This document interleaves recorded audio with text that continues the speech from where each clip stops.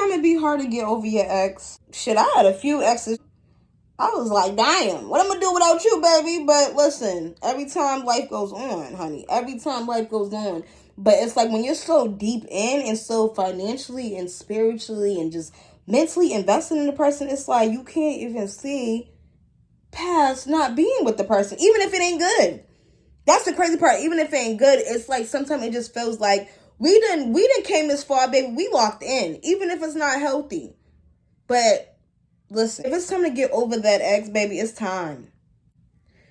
I've been there, and I got you.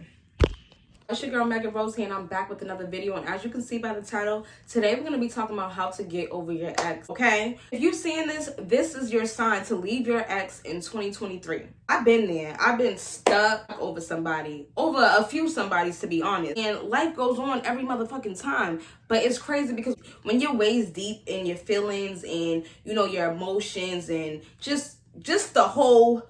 This shit be hard. I know it be hard to get over people, especially when it's someone you thought you're going to be with forever, whether it was because y'all had a kid, because, you know, you invested so much time, money, love, whatever the case may be, and you just felt like you were supposed to be with this motherfucker forever.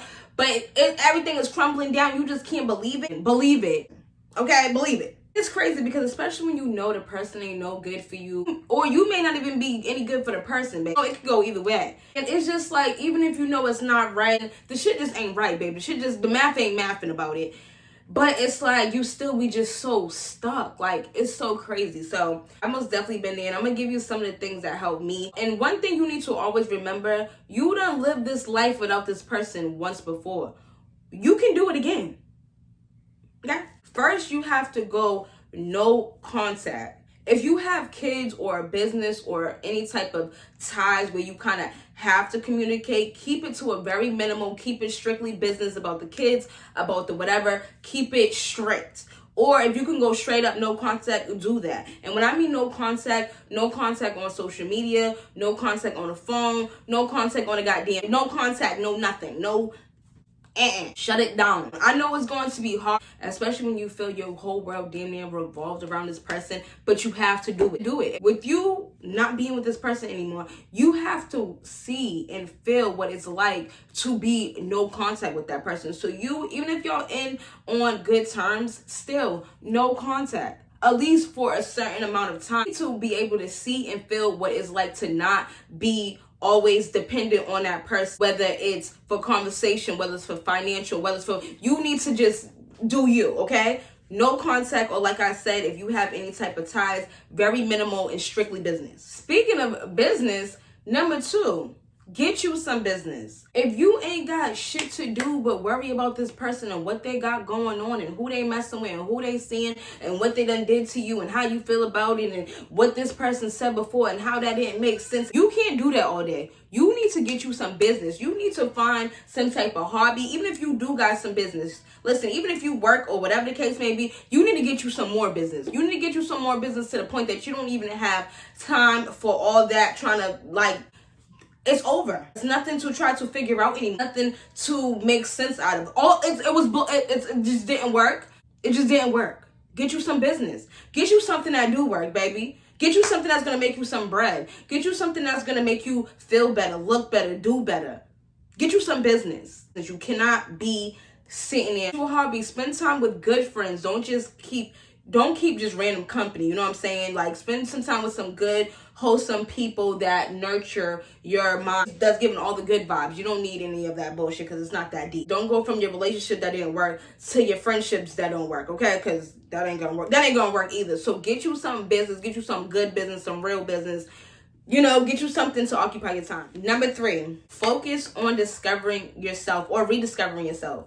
But for me, it was literally discovering myself because I was like a person that will always be in a relationship, from one relationship to talking stage to back to another relationship to maybe double back to the old relationship to maybe go, like, listen, okay? It's like I was always in the mix of some type of dating scene in some type of way, whether it was light work, whatever. No, focus on discovering yourself. What do you like to do? Fuck all this other distraction. What's up with you? What are you into? What do you like to do? What do you like to talk about? What do you like to hear? What do you like to smell, do, eat? Like, you know what I'm saying? About, like, let's know about you. We're focusing on you. Sometimes, you know, when we get into these relationships, we don't spend time with our friends, our family. We lose track of, like, our hobbies, things that we are into. We lose track of a lot of things when you're so up under somebody. You're just feeling so in love, and you're just like, all I want is you, is you, is you, is you, is you. And it's like, once you get out of a relationship, it's just like, now what do I do? Okay, I don't know where to go, what to do, who to chill with. Like, I don't know what. Like, listen, focus on discovering yourself. That's the most important thing. You need to figure out who the fuck you are. Number 4, do things to help you become more secure in yourself. And when I say that, it can be weight. It can be weight. Sometimes we gain a lot of weight in a relationship. You know, we eating, going out to eat. We laid up. All we doing is eating, and you know what I'm saying, eating. And it's just like, getting weight. You get comfortable. You gotta unbig these back and unbig these arms. Ain't nothing wrong with that. Religious or spiritual, the church, whatever you want to do. Okay, there's so much things out there. Whatever makes you feel more secure and sound within yourself. Whatever that may be. Hey, you like it, I love it. When you get out of a relationship, whether you know it was mutual or the person dumped you or you have to dump the motherfucker, it could be a real hit on your self-esteem. You need to make sure you are feeling like your best self. You might be hella surprised who you end up finding yourself to be after this relationship. Like, damn. Like, how was I in that situation for that long if this is, like, I can't believe that shit. Like, when you move on and be like, damn, like, child, I'm glad that happened to me, baby. I'm glad this didn't work out, baby, because that was so not me. You'll be surprised. Before you know it, it just becomes like a routine, and you just doing things to keep yourself up. Listen, ain't nobody even got time for no bullshit relationships over here, honey. You ain't even gonna be worried. As you build yourself up, listen, you're not gonna be worried about what's their name again? Number 5, work through your feelings in a healthy way. And when I say work through your feelings in a healthy way, I don't mean just over drinking, overeating, over hunching people. None of that. You need to get through your feelings in a healthy way. Even if you have to be sad, if you have to be happy 1 minute, sad 1 minute, excited 1 minute, shocked 1 minute, whatever. Go through the emotions, go through them feelings, exercise through them, talk through them, go to therapy, whatever. Just get through your feelings in a healthy way. Don't find new unhealthy vices to help yourself through a stressful situation, because then you're going to have a whole new problem. The last thing you're trying to do when you get over your ex is to be going ass back. You ain't trying to be doing worse, looking worse, feeling worse than when you was with that person. Hell no. The whole plan is to get better, move on, past the bullshit, and we're not going to be stuck in the past. We're moving on, and that's that.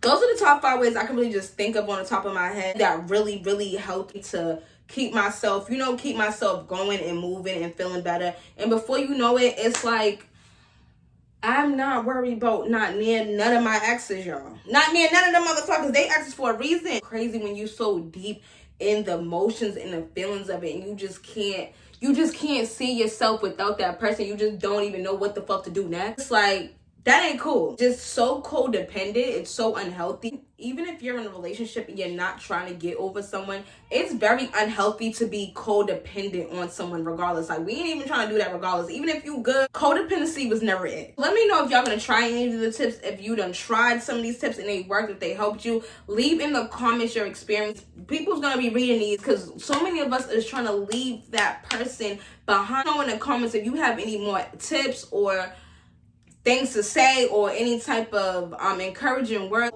Drop it in the comment section. Don't forget to like and subscribe, and I'll see you guys in my next video.